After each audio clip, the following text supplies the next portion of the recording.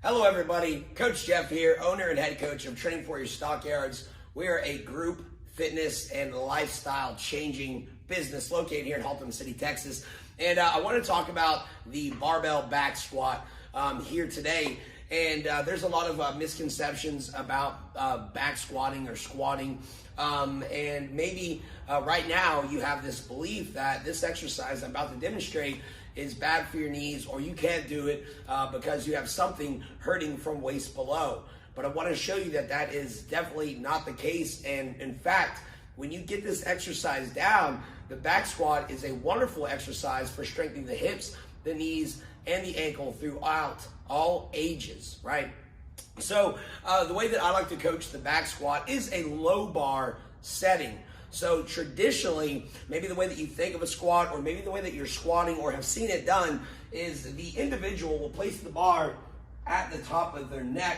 But I'm going to show you why we don't coach that way and why I think that this will benefit everybody out there watching. What we do is a low bar.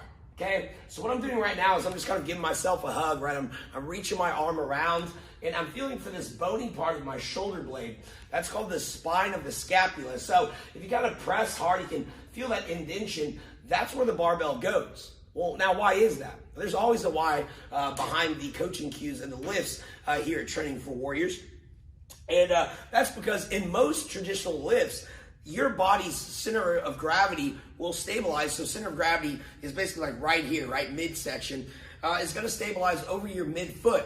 Think of the arch of your foot. That's where your body's going to always want to kind of keep that center of gravity. So if I was a high bar back squat, okay, let's say I set with a high bar, you can already notice that the bar is well in front of my center of gravity, i.e. the arches of my feet. So what that means is as we descend into the squat, we're going to be recruiting more knee, right? More quad dominance than we are on the back side. That's why it's called a back squat, right? So in a back squat, we actually want a forward lean so the bar stays over our midfoot. So let me show you. With a low bar, okay, that bar is in that position. Right now, you can notice that that bar is basically starting right over my midfoot, okay? So now that we've talked about the bar placement, okay, let's talk about how you get into that and then how you execute the squat. Before I do any of that, you got to get rid of maybe what you're thinking of a traditional squat. Meaning most people, when they first start squatting, they're going to have their toes straight ahead and they want to think of a very upright torso.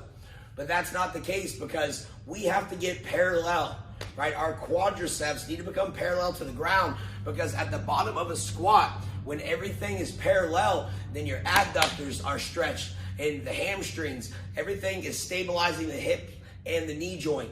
Whenever you are not able to achieve that full squatted position, then you leave slack in the muscles, which means joints like the knee joint are free to move around. And during a strength lift with however much weight you got on the bar, you don't want your joints making big movements like that, okay?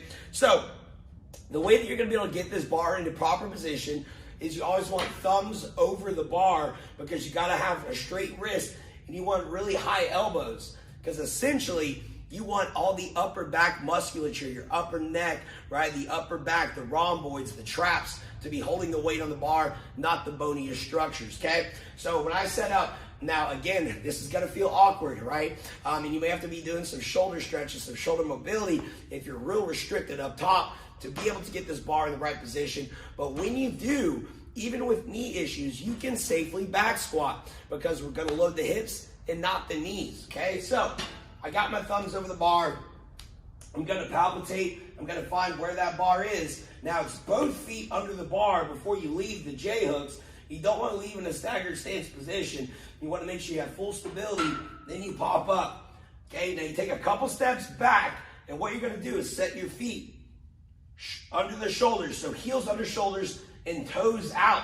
The next movement here is critical. Again, most people, they knee squat. They drop straight down. Again, you're gonna drive your hips back as if you're setting into a chair, then bend your knees, right? Keeping your chin tucked, you would hit parallel, and explode right back up. Hips go back, then you bend your knees, and then you explode right back up, okay? Now, when entering the J-hooks, you always aim for the flat part and then drop down. If you aim for the J hook, you might miss it, and then all that weight, right? It's not a good scenario. So you always aim for the flat part of the J hooks, okay? Now, yours might not look like that for a while, and that's okay. You're gonna probably be having to work on mobility. You got to work on shoulder mobility, hip mobility, stretching out your ankles as well. I can do some extra videos if you guys really enjoyed this one on how you would modify like elevating the heels or doing box squats if you're still not able to hip parallel. But again, guys, this is the low bar back squat. This is a wonderful total body exercise, but specifically geared towards strengthening the glutes, the hamstrings, and the quadriceps as well. So guys, I appreciate your time. If you enjoyed it, let me know in the comments below. Like the video, share the video, and maybe tag some people in it that you think can benefit as well. Until next time, guys, this is Coach Jeff signing out.